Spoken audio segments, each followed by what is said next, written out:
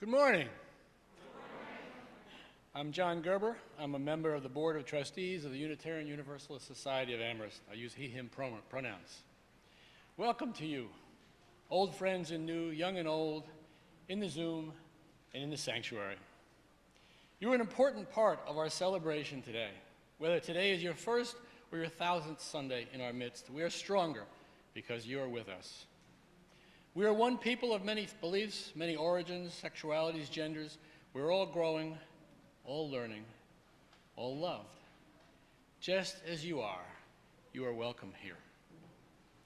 As part of our effort to seek feedback on how we are doing as a congregation, members of the Board of Trustees will be at a designated table in the social hall after the service this fall.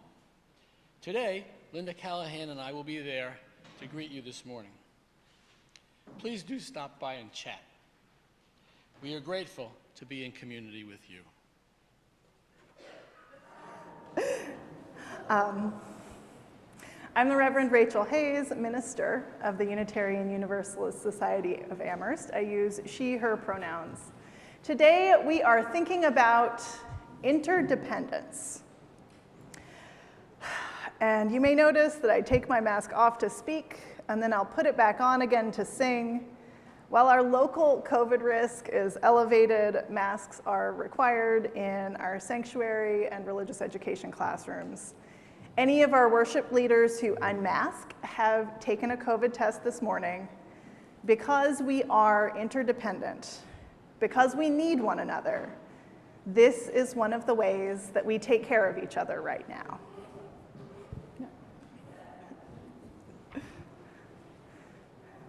I call us to worship this morning with the words from Reverend Rachael Hayes. She's the senior minister of Foothills Unitarian Universalist Church in Fort Collins, Colorado. There is nothing you need to bring with you to be welcome here. No right beliefs or proof of citizenship, no eternal optimism or clarity of conviction, no boundless courage or endless expertise. You do not need to know what brought you here or how you will solve that problem you are turning over and over and over in your mind. Your bills do not need to be paid and your checkbook can be a mess. Your children may have been up half the night. Your hearing aids may not be working and your knees may be creaking. You do not need to be already perfect or even halfway. You belong in this circle where grace meets us where we are, but does not leave us as it found us. Where love resides in each of us, yet somehow more than all. Where life still pulses and rages and heals and transforms, creating us and this day anew once again. Come, let us worship together. I invite you to say the chalice lighting words with me. We have some exuberant chalice lighters this morning. I'm into it. We light this flame to invite a world of peace, where we heal the wounds, where we share what we have with one another, where justice is another word for relationship, and we listen for what love has to say. I invite you to rise in body, in spirit, in any way that feels good to you in this moment to sing our opening hymn, Bright Morning Stars. Bright morning stars are rising. Bright morning stars are rising. Bright morning stars are rising. Day is a-breaking in my soul. Oh, where are our dear mothers? Oh, where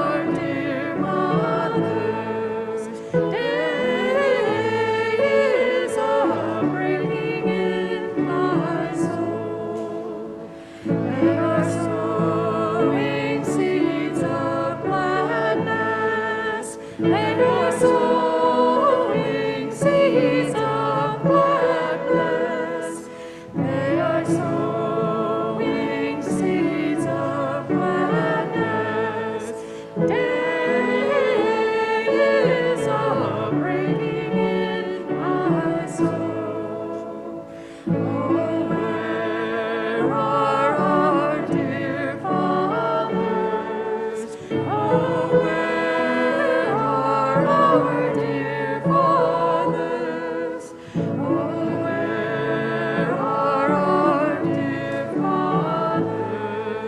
There is a breaking in my soul. There in the fields of plowing, they are in the fields of plowing, they are in the fields of plowing. There is a breaking in my soul. So I am actually going to do things a little different than usual. I'm going to tell you a little bit about what you're doing and then invite whoever would like to join, which is going to include some of you who are not under the age of 13. So, last week, we took a tour of the congregation. Would any of the kids in religious education like to tell me one of the strange places we saw?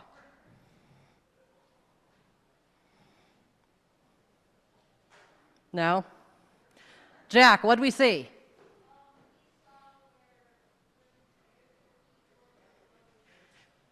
Sorry, what? Yeah. We saw where Reverend Rachael keeps her robes and stoles. What else did we see? What did we see, Adar?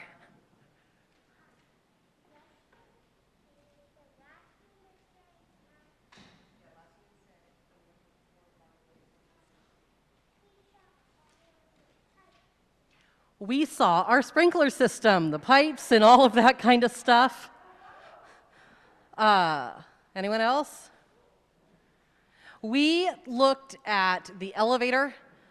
We looked at the weird back closets. We looked where we keep our extra paint. We looked where we keep the tools. We looked where we keep the vacuum. We looked in all of the weird nooks and crannies. We looked at the electrical panel room with all of the wires coming out of it. Because all of those are things that it takes to make our congregation work. And so now I am going to invite any children who would like to come up and any adults who just feel like standing and throwing things at each other for a bit. I need a few of you. Great. Parents or non-parents are more than welcome.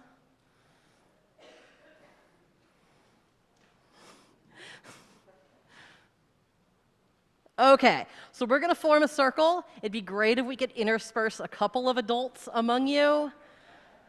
And it does sort of need to be a circle. So some of you are going to have your back to the congregation.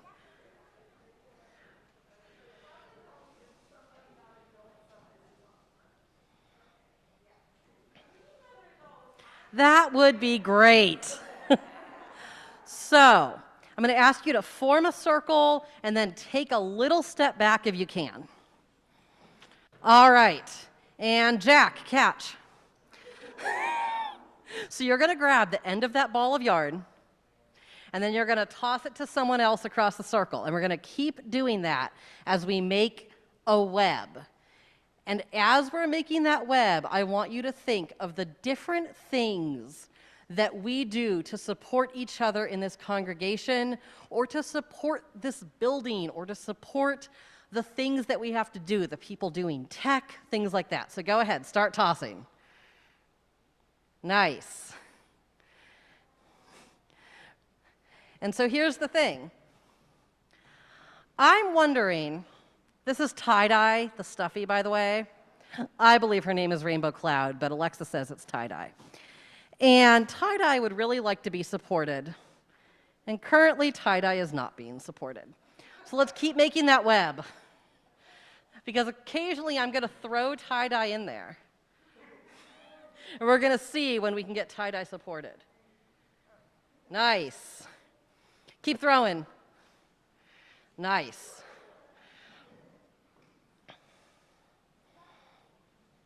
Yeah, oh, you gotta hold the end. Yeah, grab your end. Keep holding your end even if it comes back to you again.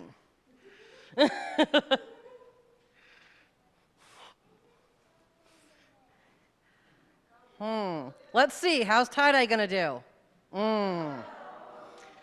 Bummer. Keep going, make a web.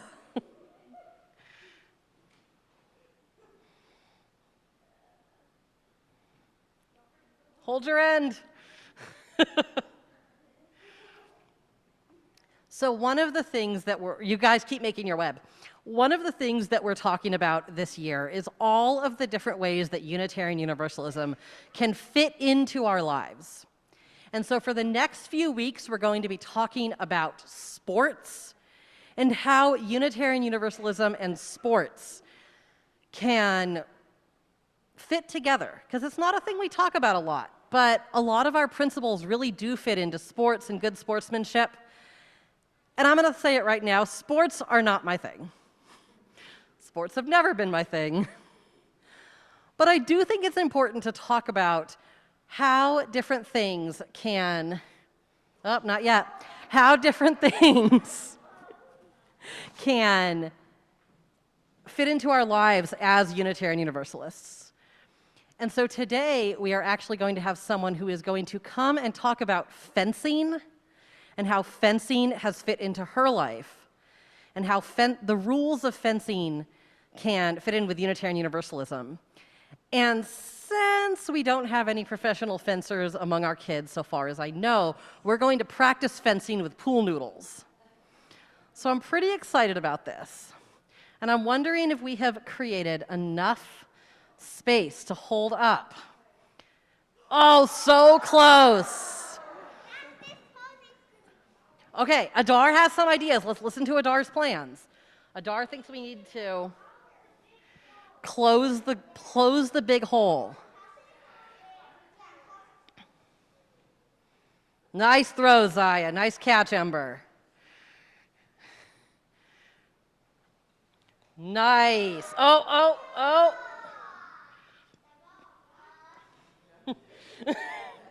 I'm wondering, what if I place tie-dye here? Adar says right here. Hold your ends.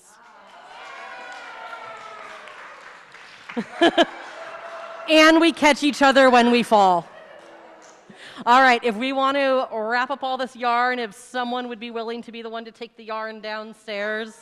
You're taking tie-dye downstairs. You can just crunch it up, Maya, it's okay. And as we head out to our religious education classes, the congregation can rise and join in our next hymn.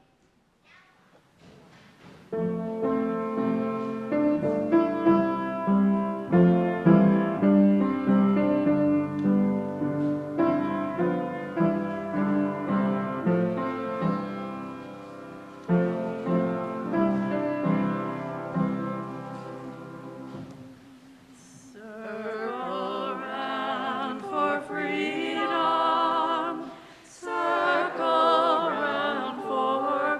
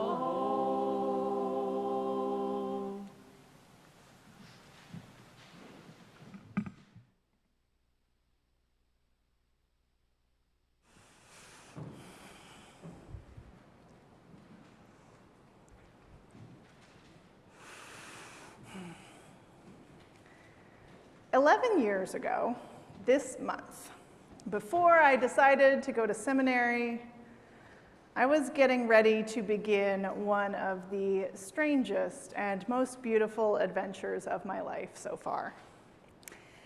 It had become clear to me that whatever I was supposed to be doing in this life, my theater career wasn't getting me there anymore.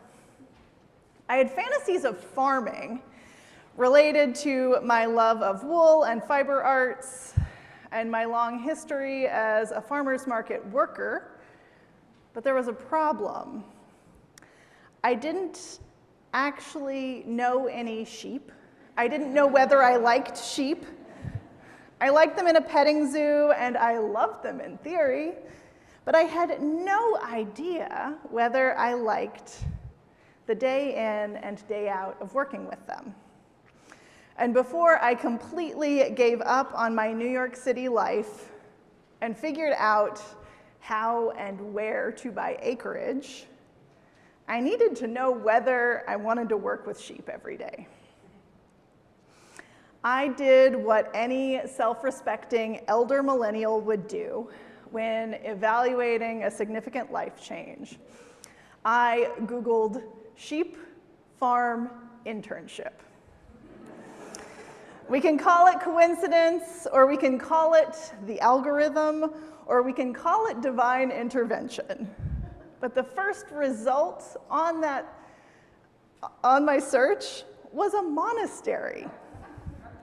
As I looked at the pictures on their website, I realized that I knew the sheep on this farm. I had cut out pictures of them and put them on a vision board full of places and things that I had thought were symbolic, but were looking increasingly literal. I emailed the nuns and I asked if I could come visit, with the possibility of having a farming internship with them. They invited me to come for a week, so I bought a plane ticket to Seattle, and then I took 2 shuttles from the airport and a ferry to a small island. It was Pacific Northwest paradise.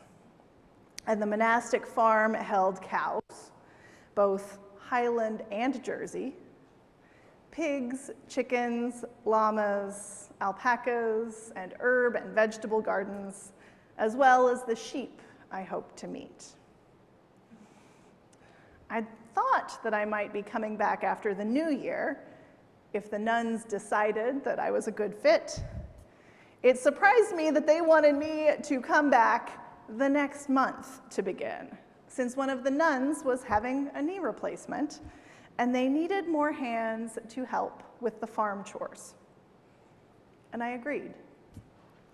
It's important to this story that the nuns in question are Benedictines, which means that they follow the rule of Saint Benedict, a 1,500-year-old text outlining how a group of people who are united by purpose but didn't exactly choose one another can live together in religious community. Benedictines are also known for the motto, ora et labora, pray and work. Everybody has a job to do, and the work happens during work periods, and the prayers happen at prayer times, and it all goes according to rule, more or less. I went home to New York and got myself ready for a winter in the Pacific Northwest. And then I was back at the monastery, picking apples in the rain, feeding sheep and cows and pigs, putting the herb and vegetable gardens to bed for the year, making mustard, composting, recycling, trying to befriend ravens, learning how to chant in Latin, learning how to live not in the cloister, but in the guest house with pilgrims on retreat.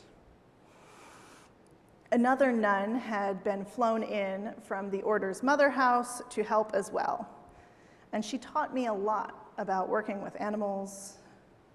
She was the one who taught me to leave a few presents of grabbable food for the ravens. And I kept an eye out for uneaten fish sticks and other great tidbits from dinner left in the pig buckets. Before she flew back to the mother house, she told me that it was now my job to shovel out the cow barn every evening so that it would be cleaner for the first nun in the barn in the morning. She showed me how to do the job, how to put a little fresh hay down on the concrete floors to make them less slippery for the cows coming in with muddy hooves. Honestly, at first, I was grumpy about it. There were 2 work periods in the day, and I was getting a 3rd one at a time when everybody else was relaxing. But I showed up, and I shoveled the manure as I had been asked. Eventually, the monastery guests began asking where I went every day between Vespers and dinner, and I told them, I'm shoveling shit for the glory of God. I enjoyed the shocked laugh I got out of that, but it was in line with Ora et Labora, pray and work. What if shoveling manure really was a prayer? I told them, you can do anything for the glory of God if you put your mind to it. I began to find the prayer in that work, after all. It was a sweet moment, alone with the cows, brushing and scratching them as well as cleaning up after them. It was quiet without the guests' endless chatter, which was respite for an introvert called upon to answer the same round of questions for each round of guests. I remembered to save a couple choice cow plops in a bucket the night before I had composting. As fall became winter and crept towards spring, I kept shoveling every night, adding to the compost every week, building up a lasagna of organic matter, and turning it over to the next stage of the compost hutch, setting it all in place to become a beautiful, rich dirt for the following year's herbs and vegetables. I realized that the ongoing, repetitive act of shoveling manure kept me in touch with the cows and their health, and it allowed me to do something nice for the nuns, and it connected me with them into the future in the crops they would eat that would grow from the compost, and the guests who came after I had left and ate the crops too, and fueled the work and prayer of the nuns and guests in the future. This one simple action had ripples I knew and more that I could only begin to imagine. Shoveling manure is the most basic action I can imagine, one that humans have done since the beginning of agriculture. But deliberately participating in this farm ecosystem truly grounded my time at the monastery, as much as participating in the chanted psalms. Interdependence is one of those concepts so simple but endlessly complex so simple but endlessly complex that one can follow the fractal nature of the interaction to the horizon. We talk about interdependence a lot. It's in our 7th principle, the interconnected web of all existence, and it's in how we talk about needing one another as human beings.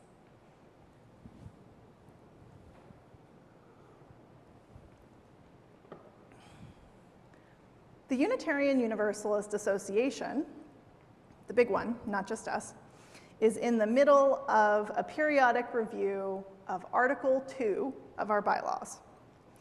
This is the part where you currently find the principles, sources, purposes, inclusion, and freedom of belief clauses. It's our attempt to state who we are as a profoundly diverse religious community. The Commission charged with revising these bylaws after working with thousands of Unitarian Universalists proposed a list of values centered around love, interdependence, equity, transformation, pluralism, generosity, and justice. A fresh revision incorporating the amendments from this summer's General Assembly will come out in January, and then the 2024 General Assembly will vote on the Article 2 revision in June. This is the proposed language around interdependence. We honor the interdependent web of all existence. We covenant to cherish earth and all beings by creating and nurturing relationships of care and respect. With humility and reverence, we acknowledge our place in the great web of life, and we work to repair harm and damaged relationships. I appreciate how they've given us language to call us back to accountable relationships with our whole earth and all beings, as well as human relationships. It's too easy to think only about one side or the other of our interdependence. We must create relationships of care and respect with earth and all beings, just as we do with one another. Human relationships exist within, not in addition to, the web of life. Everybody has a job, and we need one another. Just as the forest needs slime molds and termites and beavers and salamanders, which means we need them, everyone at the monastery had a job to do, and we depended on one another to take care of our own work so that we would all be taken care of, even when that work was recovering from surgery. We need the health of the whole. But humans, we are so tempted to make one grand gesture for all time and rely upon one act to fix those relationships with earth or with one another. And it doesn't work like that. It takes that consistent, humble work, showing up again and again to do our part until we understand that we're part of something larger than ourselves that depends on all of us. The mundane and transcendent are connected. And I would imagine that many of us can name a daily act of care that knits us into the web of life. One of mine happens to be shoveling. But let's make it clear. You belong. You are part of that great web. You are connected to the mystery of existence itself, to the dirt and to the stars, to your closest relative and to the furthest stranger you will never meet. You are part of this mystery of existence in your matter and your cells and your breath. And every day you are called back to whatever part of the work and wonder life gives you. Blessed be. I invite you, after sitting to receive that, to rise in body and spirit to sing, "We Celebrate the Web of Life."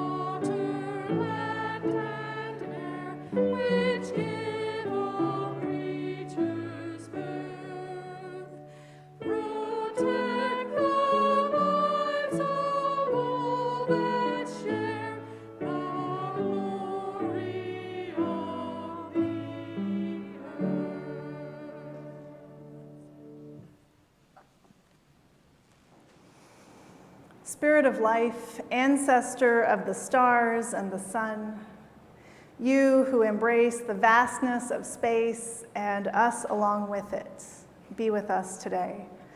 Hold us in our worry, our exhaustion, and our grief. Keep us close as we sit with our truth, whatever that may be. Lead us to rest in the quiet, to find solace and renewal in this time of shifting light and dark.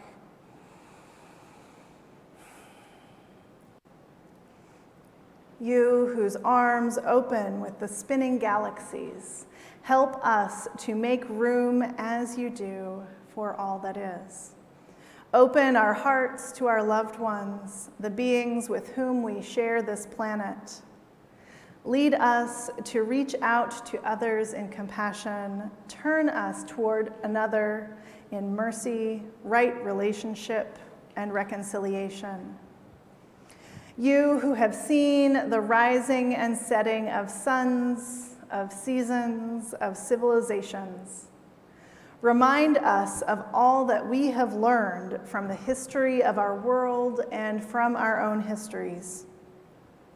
Give us the courage to face our mistakes and to repair them whenever possible.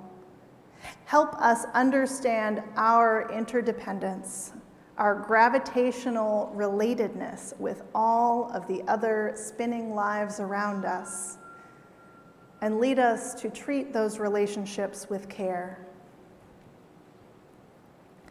In this space, filled with the people among us who shine like stars, this space filled with the sparkle of love and care, we give thanks for this moment to be together. May our senses be open to the beauty of this day, this season, this world. We continue our contemplation in silence.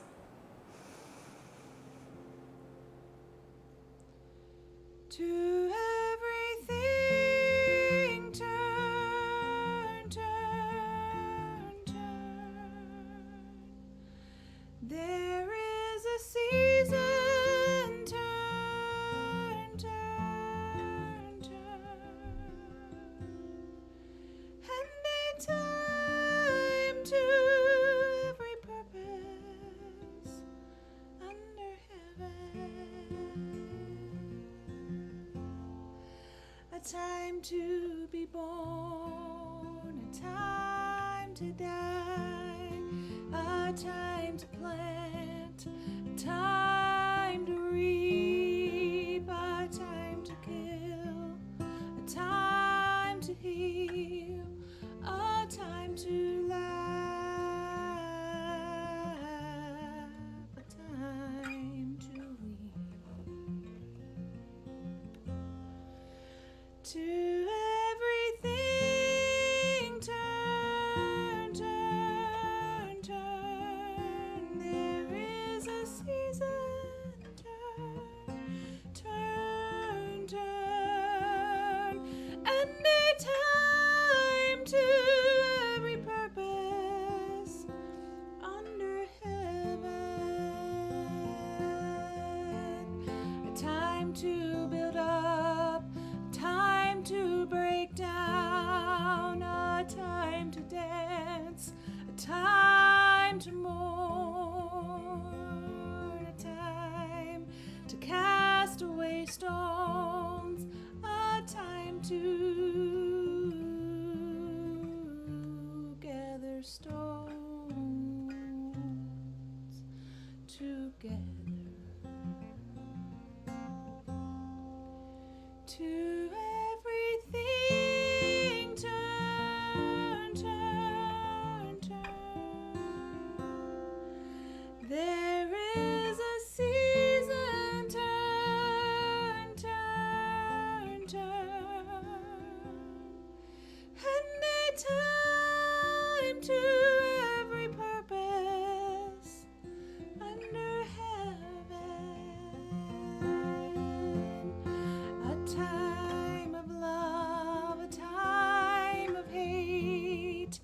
a time of war, a time of peace, a time that you may embrace, a time to refrain from embracing.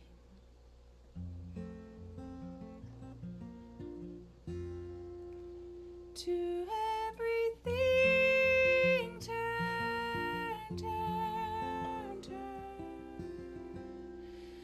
There is a season, turn, turn, turn, and a time to every purpose under heaven, a time to gain, a time to lose, a time to reign, a time to sow, a time for love, a time for hate, a time for peace. I swear it's not too late to everything turn, turn, turn. There is a season, turn, turn, turn, and a time to every purpose under heaven.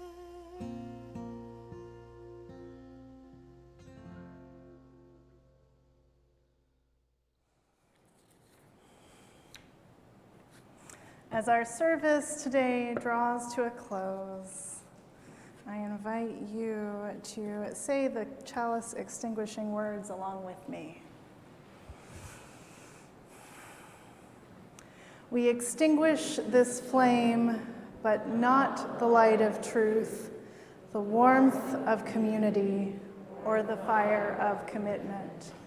These we carry in our hearts until we are together again.